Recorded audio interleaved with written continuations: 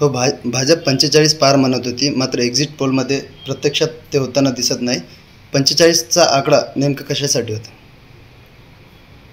मुळामध्ये निवडणुकीच्या काळामध्ये अशा गोष्टी निश्चितपणे कार्यकर्त्याला मोटिवेशन करण्यासाठी किंवा नेत्यांनी ठरवलेलं आहे. त्यांना अंदाज असेल की 45 पार करू शकतो, पण तरीही कार्यकर्त्यामध्ये उत्साह भरला पाहिजे, कार्यकर्त्यामध्ये ताकद आली पाहिजे, नेत्यामध्ये ताकद आली पाहिजे, लोकांमध्ये कॉन्फिडन्स वाढला पाहिजे. निश्चित या उद्देशाने हे सर्व सांगितलं जातं. आणि मला असं वाटतं की निश्चितपणे भारतीय जनता पक्ष आणि शिवसेनेच्या नेत्याला पूर्णपणे विश्वास असेल.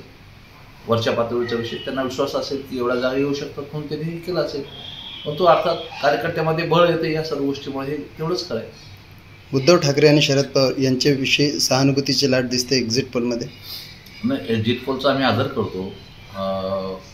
बिचाऱ्याने खूप मेहनत करून हे सर्व केलं असेल याची कल्पना आहे आम्हाला.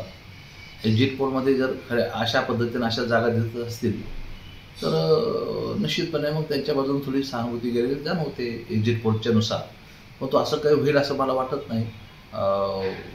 माननीय शिंदे साहेबांच्या नेतृत्वामध्ये अत्यंत मजबूतीनं हे शासन काम करतं आणि चांगलं काम करतं. त्यामुळं जेवढ्या जागा आम्ही सांगतोय तेवढ्या जागा निश्चितपणे 35 ते 40 जागा आमच्या येऊ शकतात.